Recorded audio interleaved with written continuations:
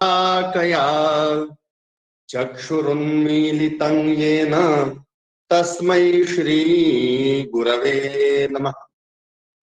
वंशी विभूषितकरान्नवनीरदाभात् पीताम्बरादरुणबिम्बफलाधरोष्ठात् पूर्णेन्दुसुन्दरमुखादरविन्दनेत्रात् कृष्णात् परं किमपि तत्त्वमहं न जाने। कृष्णात् परं किमपि तत्त्वमहं न जाने। महात्मा गांधी अंतर्राष्ट्रीय हिंदी विश्वविद्यालय वर्धा और विद्याश्री न्यास वाराणसी के संयुक्त तत्वावधान में आयोजित इस त्रिदिवसीय गोष्ठी के प्रथम सत्र में इसकी अध्यक्षता कर रहे हमारे अग्रज प्रोफेसर राममूर्ति चतुर्वेदी जी, इस संगोष्ठी में प्रथम वक्ता के रूप में आमंत्रित अग्रजवर प्रोफेसर विंध्येश्वरी प्रसाद मिश्र जी, कर्नाटक से जुड़े प्रोफेसर गणेश ईश्वर भट्ट जी, प्रोफेसर शिवराम शर्मा जी जो साहित्य के नदीक्षण आचार्य हैं, मेरे दो प्रेष्ठ अनुज प्रोफेसर मनोज मिश्र जो केंद्रीय संस्कृत विश्वविद्यालय जम्मू में हैं, वेद विभागाध्यक्ष हैं, और दूसरे मेरे साहित्य के प्रिय अनुज प्रोफेसर रमाकांत पांडे जी जिनके सबके वक्तव्य होने हैं, इसका संयोजन कर रहे जगदीश नारायण तिवारी जी, और सभी की पृष्ठभूमि में जो सारे कर्ता धर्ता हैं, सब कुछ उन्होंने इस अवस्था में भी इतने सुंदर ढंग से सजोया है, ऐसे पूज्य आचार्य दयानिधि मिश्र जी। मैं सबसे पहले आप सभी से क्षमा याचियां कर रहा हूं कि व्यतिक्रम करना पड़ा, थोड़ा व्यतिक्रम पहले हो गया, तो एक बार व्यतिक्रम होता है तो चीजें बदल जाती हैं। आज गोरखपुर महोत्सव का उद्घाटन हुआ है और माननीय मुख्यमंत्री जी के आदेशानुसार जल्दबाजी में नाथ पंथ पर एक संगोष्ठी इसी समय आयोजित की गई थी, जिस पर कल मैंने निवेदन किया कि मैं उस समय उपलब्ध नहीं हो पाऊंगा, तो मेरे कारण यह गोष्ठी 1:45 बजे से कर दी। तो मैंने सोचा था कि 1 बजे 1:15 बजे तक मैं यहाँ से रिक्त होकर वहां ऑफलाइन होना है, तो अब वहां हमें पहुंचना है, इसलिए मैं क्षमा मांग रहा हूं। मैं सुनना चाहता था सारे विद्वानों को, अपने अग्रजों को, अनुजों को, लेकिन वहां मेरी प्रतिभागिता सहभागिता होने के कारण मैं इस व्यतिक्रम के लिए आपसे खेद व्यक्त करता हूं और धन्यवाद देता हूं कि मुझे 2 शब्द जो ही है पहले कहने का अवसर मिल गया। विद्वज्जन, आप सभी इस तथ्य से पूर्णतः अवगत हैं कि वेदांगों में शिक्षा का परिगणन सर्वप्रथम होता है। शिक्षा, कल्प, व्याकरण, निरुक्त, छंद और ज्योतिष, लगभग इसी क्रम से ये बातें आती हैं। शिक्षा क्या है, मैं थोड़ा सा इस पर प्रकाश डालना चाहूंगा, फिर शिक्षा ग्रंथों में उच्चारण की बात थोड़ी बहुत कर पाऊंगा, समय सीमा में ही अपनी बात में रखूं। ये जो शिक्षा शब्द है, इसकी 3 प्रकार से व्युत्पत्ति की जाती है, 3 धातुओं से निष्पन्न है। पहला जो है वो है शिक्ष अभ्यासे, ये धातु है, और इससे गुरोशलः इस सूत्र द्वारा भाव में अप्रत्यय होता है, तो शिक्षा यह अकारांत शब्द बनता है, और इसके बाद जब टाप कर देते हैं तो शिक्षा बन जाता है। तो इसका अर्थ होता है, शाब्दिक अर्थ, पुनः पुनः अनुसंधानम, पुनः पुनरअभ्यास शिक्षा, बार बार किसी चीज का अभ्यास किया जाए वो है शिक्षा। और इसको हम करण के अर्थ में यदि माने, भाव के अर्थ में न मान करके यदि हम करण के अर्थ में प्रत्यय माने, अकर्तृ चकार के संज्ञायाम इस पाणिनीय सूत्र से, तो इसका अर्थ होगा शिक्षणीय पदार्थस्य अभ्यासः पुनः पुनरनुसंधानं क्रियते यया सा शिक्षा। तो यया अनुसंधानम क्रियते, यया अभ्यास क्रियते सा शिक्षा। तो ये करण के अर्थ में हो गया, पहले भाव के अर्थ में था, तो वो भाववाचक संज्ञा बनी थी शिक्षा, और यहाँ करण के अर्थ में होने से जिसके द्वारा हम अभ्यास करें, जिसके द्वारा हम अनुसंधान करें, वह शिक्षा है। तो ये दोनों अर्थ करणार्थे और भावार्थे दोनों बनते हैं हमारे व्याकरण से। दूसरा धातु है इसके लिए शक्लरी, शक्तौ, समर्थ होने के अर्थ में, वही अप्रत्यय आएगा, उसी सूत्र गुरु शहला सूत्र से ही आएगा। और तब जब शिक्षा शब्द बनेगा उसका अर्थ होगा शक्तुम इच्छा शिक्षा, या शक्ते इच्छा शिक्षा। यानी दूसरे शब्दों में हम कहें शक्ति प्राप्त्यर्थम इच्छा शिक्षा। हम शक्ति का संचय करना चाहते हैं, शक्ति को प्राप्त करने की इच्छा ही शिक्षा है। तीसरा धातु इसमें आता है शक्लरी मर्षणे, फिर वैसे ही बनेगा, अप्रत्यय और टाप होगा तो आ बनेगा। उसमें जब इस धातु से इसको निष्पन्न हम मानेंगे तो अर्थ हो जाएगा शकितुम इच्छा शिक्षा, अथवा सोढ़ुम इच्छा शिक्षा, जिसको दूसरे शब्दों में हम कह सकते तितिक्षा, सहन करने की इच्छा। तो इस प्रकार से तीन धातुओं से निष्पन्न यह शिक्षा शब्द हमारे सम्मुख आता है। तो जो प्रथम धातु जो शिक्षा अभ्यासे था, उसी से बने हुए शब्द के द्वारा हमारे जो वेदांग के रूप में शिक्षा जिसको हम जानते हैं, वह शिक्षा हमारे सम्मुख आती है। और जब हम तैत्तिरीय उपनिषद पलटते हैं तो वहीं पर इसका विषय कर्म हमारे सम्मुख आता है। वर्ण, स्वर, मात्रा, बलम, साम, संतानः इत्युक्तः शिक्षाध्याय। वहां पर शिक्षा और शिक्षा ये दोनों शब्द हमारे यहाँ स्वीकृत। तो यह शिक्षा अथवा शिक्षा। अब यदि हम शिक्षा ग्रंथों की चर्चा करें तो लगभग सभी शिक्षा ग्रंथ, इस बीच मुझे आलेख तैयार करने में अनेक शिक्षा ग्रंथों के अध्ययन की अपेक्षा हुई, मैंने किया भी, तो ये सिद्ध करते हैं कि वहां पर तीन बातों पर बड़ा ध्यान दिया गया। एक तो वर्णों का उच्चारण किस स्थान से हो, उनके उच्चारण में कर्ण क्या हो, और उसके बाद प्रयत्न क्या। तो उच्चारण स्थान, कर्ण और प्रयत्न, ये तीन चीजें जो है बड़ी महत्वपूर्ण हैं, जो हमारे सम्मुख आती हैं और जो हमको उच्चारण की दिशा में अभिप्रेत करती हैं, उन्मुख करती हैं।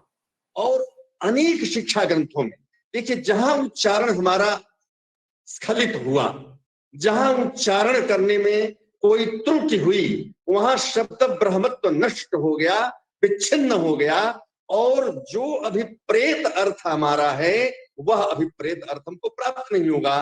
बड़ा प्रसिद्ध उदाहरण है, मैं कहना चाहता हूं आपके सम्मुख। दुष्ट शब्द स्वरतो वर्णतो वा मिथ्या प्रयुक्तो नतमर्थमाह सवाग वज्रं यजमानं हिनस्ति यथेन्द्र शत्रु स्वरतो पराधा।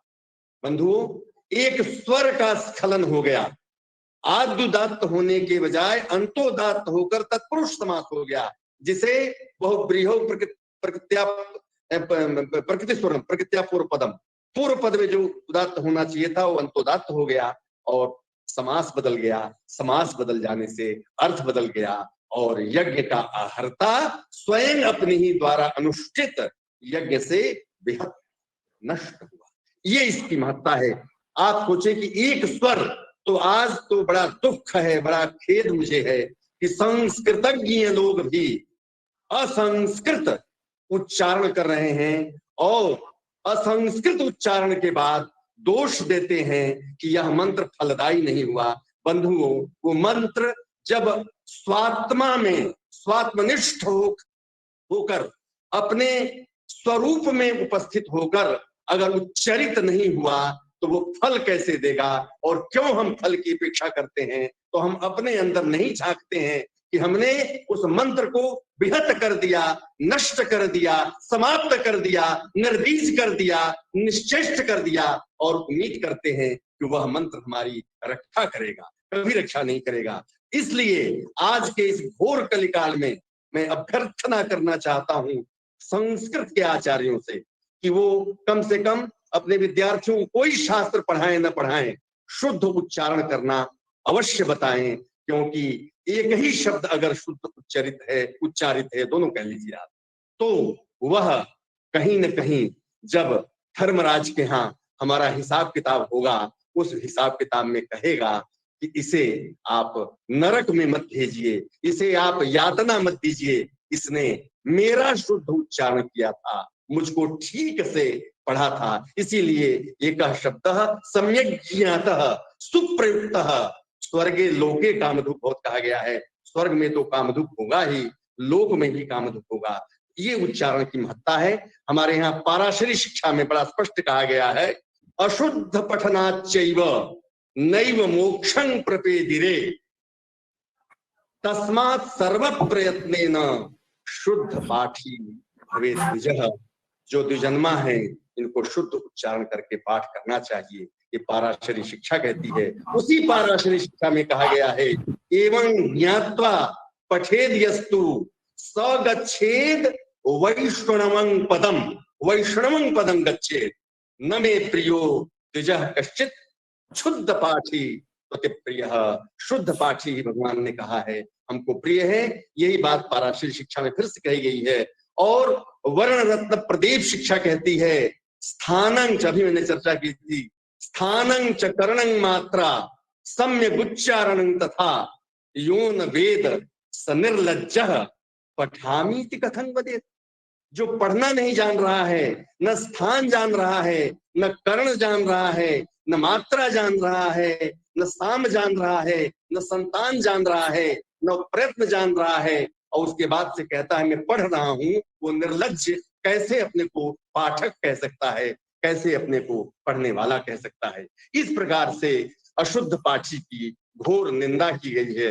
बंधुओं, आप सब लोग अत्यंत शास्त्र निष्णात हैं, नदीक्षण आचार्य हैं। मैं बहुत कुछ नहीं कहना चाहूंगा, क्योंकि सारी चीजें आपके सामने हैं। वर्ण की उच्चारण की जो प्रक्रिया है, जो पाणिनि शिक्षा में दी गई है, आकुशल शिक्षा में दी गई है, और तमाम शिक्षा ग्रंथों में लगभग साम्य है, जो कहते हैं कैसे कैसे ये वर्ण उच्चरित होता है। आत्मा बुद्ध्या समेत अर्थान मनो युंक्ते विवक्षया मनः कायाग्निमाहन्ति सब प्रेरयति मारुतम मारुतस्तूरश्चरन् मंद्रं जनयति स्वरम।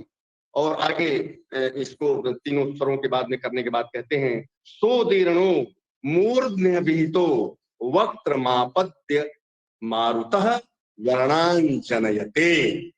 इस यहाँ तक के आने के बाद ये पूरे स्वर, पूरे जो वर्ण हैं हमारे सम्मुख ध्वनि के रूप में उपस्थित होते हैं। वस्तुतः इस सारी प्रक्रिया में जो मनस तत्व है, मैं समझता हूं वह मनस तत्व ही नाद में विलीन हो जाता है, या नाद के रूप में हमारे सम्मुख आता है। और ये जो वायु है, वस्तुतः किसी भी ध्वनि के उच्चारण का प्रमुख कारण यदि माने तो वायु है। हमारे यहाँ कहा गया है, वायु कारणभूतः शब्दस्य, शब्दः वायुवात्मकः सम्यक करणैरुपहितो हृदि शब्दी भवति, हृदि शब्दी भवति। शब्दी शब्दस्य प्रयोगः कृतः अत्र। यो वायुः शब्दी भवति सः पुरुष प्रयत्नं प्राप्य वाग् भवति। वही हमारे प्रयास के द्वारा वो शब्द वाक् के रूप में आता है। त्रीणि स्थानानि वायो भवन्ति, उरः कंठः शिरः आत्मकानि शरीरे। ये सारी प्रक्रिया जो है, इन्हीं प्रक्रियाओं से गुजर करके, इन्हीं प्रक्रियाओं से होते हुए ये शब्द हमारे सामने, हमारे कानों में आते हैं, और इस लोक में हमारे यहाँ लाभ प्रदान करते हुए परलोक की बात करते हैं। एक बात और मैं कहना चाहूंगा कि अनेक शिक्षा ग्रंथ और प्रातिशाख्यों में कर्ण और प्रयत्न को एक माना गया है और कई जगह भिन्न माना गया है। मेरा मानना इसमें यह है कि कर्ण और प्रयत्न को अलग अलग ही मानना चाहिए, क्योंकि कर्ण वस्तुतः क्या है कि जो स्थान, जिस स्थान से उच्चरित हुआ वो तो स्थान है, लेकिन जहां सहायता जीव करती है उसका कराने में, वो कर्ण के रूप में हमारे सामने आते हैं। इसलिए वो जिसके द्वारा वर्ण निर्वर्तित होते। आप देखिए प्रातिशाख्य को देखिए तो हमारे प्रातिशाख्य कहता है, यत्र स्थाने वर्णा उपलभ्यन्ते तत्स्थानम येन निवर्त्यन्ते तत्करणम। तात्पर्य इसका यही है, यही बात जो पाणिनि शिक्षा में भी, पाणिनि शिक्षा सूत्र में भी बात हमारे सामने आई है। तो स्थान, करण और प्रयत्न, ये तीनों हमें साध के रखने चाहिए। तीनों को अगर हमने नहीं साधा तो आप समझ लें कि कहीं न कहीं हम त्रुटि कर रहे हैं। मैं कुछ ध्वनियों के या कुछ वर्णों के उच्चारण पर 3-4 मिनट और हमारे पास समय बचा हुआ है, इसमें मैं आपसे शेयर करना चाहूंगा। आज दुष्ट उच्चारण की भरमार है। इन दुष्ट उच्चारणों में कुछ पर आपका ध्यान में आकर्षित करना चाहता हूं और ये आग्रह भी करना चाहता हूं कि हम अपने विद्यार्थियों को उनका सही, क्योंकि उच्चारण जो कागज में लिखा है, यानी किताब में लिखा है, यानी शिक्षा ग्रंथों में, प्रातिशाख्यों में लिखा है, वह प्रैक्टिकल नहीं है मित्रों। प्रैक्टिकल यह है कि जैसा वो लिखा है वैसा हम अपने विद्यार्थी को उच्चारण करके बताएं, क्योंकि प्रैक्टिकल विद्या हमारी है। और जब तक हम उच्चारण करके तत्त स्थानों से उन वर्णों का नहीं करके सिखाएंगे, वह विद्यार्थी कागज में नहीं समझेगा मूर्धन्य क्या है। वो नहीं समझेगा कि मूर्धन्य षकार का उच्चारण करने से जिह्वा हमारी पलट करके ऊपर की ओर जाके वो मारती है वहां पर मूर्धा को, तब वो श कहेगा। वो तो श कहेगा, स कहेगा, कहता ही रहेगा। तो ये दायित्व आचार्यगण हमारा है। मैं कुछ दोषों को आपके सम्मुख इंगित करना चाहता हूं। सबसे बड़ी समस्या, एक पहली समस्या जो हमारे सामने है, वो अनुस्वार के उच्चारण को लेकर के बहुत त्रुटियां हैं, बड़ी भ्रांतियां हैं। और वस्तुतः यह अनुस्वार स्वर के पश्चात और व्यंजन के पूर्व होता है, और इसके उच्चारण में कंठ से चला हुआ वायु नासिका से बाहर निकलता है, यही इसकी स्थिति है। लेकिन आज पाश्चात्य प्रभाव के कारण कहीं अनुस्वार को न कर दिया गया है और कहीं अनुस्वार को म कर दिया गया है। पूरा उत्तर भारत संस्कृत बोलता है और लगभग पूरा दक्षिण भारत संस्कृत बोलता है। क्या ऐसी व्यवस्था है हमारे यहाँ? बिल्कुल नहीं है, कथमत ये व्यवस्था नहीं है। बंधुओं, बहुत एक मैं श्लोक उद्धृत करना चाहूंगा पाणिनि शिक्षा का, वो आपके सम्मुख है। वो कह रहे हैं, अलाव वीणा निर्घोषो दंत मूल्य स्वरानन अनुस्वारस्तु विज्ञेयो नित्यं हरोह शेषु च। कहीं भी विकल्प नहीं दिया गया है। अगर कोई स्वर है, परसवर्ण होने की व्यवस्था इसकी हमारे यहाँ की गई है। परसवर्ण हो जाए चलेगा, चैचल हो जाएगा, पांडव हो जाएगा, चंदन हो जाएगा। लेकिन यदि इसके बाद ह आता है या इसके बाद र आता, रेफ आता है, या तीनों सकार आते हैं, तो किसी भी दशा में अनुस्वार का उच्चारण अनुस्वार जैसा होना चाहिए। अब प्रश्न उठता है कि कैसे करें इसको उच्चारण? दंत मूल्य स्वरानंद, स्वर के बाद आएगा दंत मूल्य। अब दंत मूल्य की व्याख्या यदि की जाए तो स्पष्ट होगी बात। वो इस प्रकार से स्पष्ट होगी कि कई लोगों ने इसको भ्रम किया है कि दंत मूल्य मतलब अनुस्वार का उच्चारण करते समय जिह्वाग्र दंत मूल का स्पर्श करेगा। नहीं मित्रों, वो दंत मूल के सामने जिह्वा स्तिमित हो जाएगी।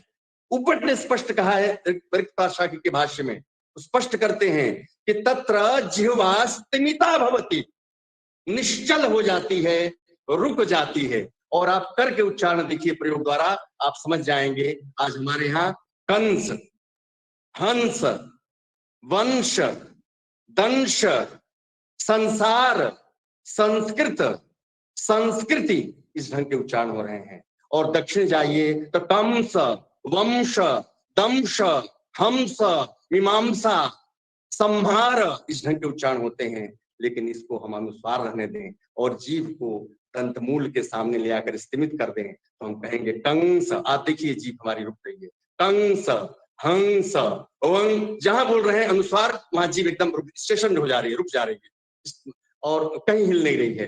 कंस, वंश, दंश, हंस, अवतंस, अवदंश, संसार, संस्कृत, संस्कृति, इस ढंग के उच्चारण अगर हों तो पाणिनि का और हमारे सारे जो शिक्षा शास्त्री हैं उनके प्रदेय का हम पालन कर पाएंगे।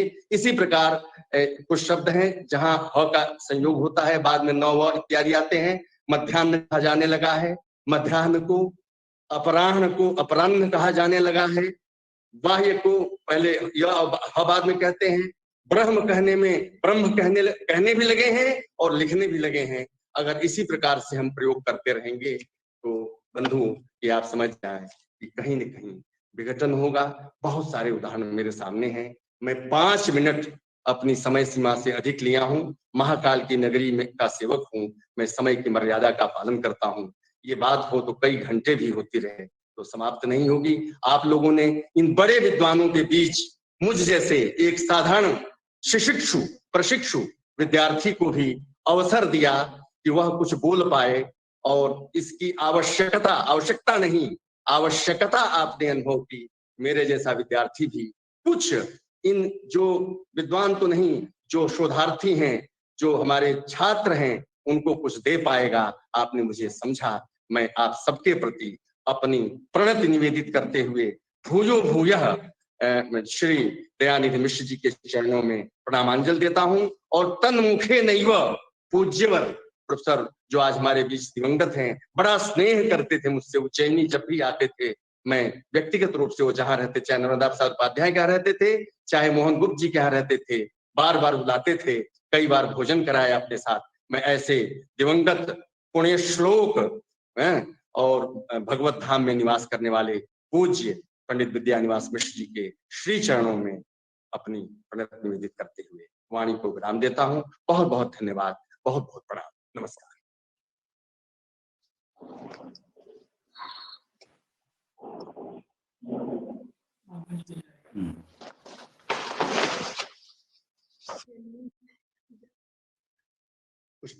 कुछ बात आ गई